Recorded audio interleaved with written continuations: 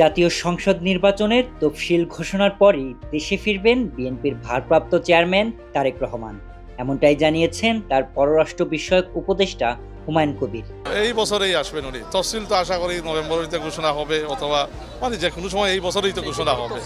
তো উনাকে এই বছরই পাবেন ইনশাআল্লাহ। বৃহস্পতিবার এক বেসরকারি টেলিভিশন চ্যানেলকে দেওয়া সাক্ষাৎকারে তিনি জানান, চলতি বছরের শেষ দিকে নির্বাচন কমিশন তফসিল ঘোষণা করবে এবং সেই সময় নভেম্বর-ডিসেম্বরে দেশে প্রত্যাবর্তনের পরিকল্পনা করছেন তারেক রহমান।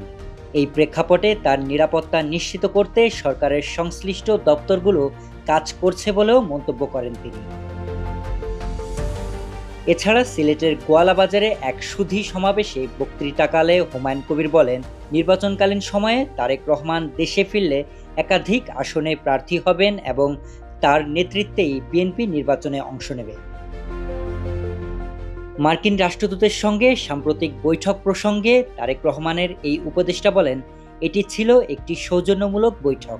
তবে এর পাশাপাশি দেশের সার্বিক রাজনৈতিক পরিস্থিতি, তারেক রহমানের নির্বাচনী পরিকল্পনা এবং আগামী দিনের সম্ভাব্য রূপরেখা নিয়েও আলোচনা হয়েছে। ১/১১ সময় সেনা সমর্থিত তত্ত্বাবধায়ক সরকারের আমলে গ্রেফতার হয়ে কারাভোগ করেন তারেক রহমান। পরে জামিনে মুক্তি পেয়ে তিনি লন্ডনে পাড়ি জমান এবং দীর্ঘ ১৭ বছর ধরে তিনি সেখানে নির্বাসিত হয়ে জীবনযাপন করছেন।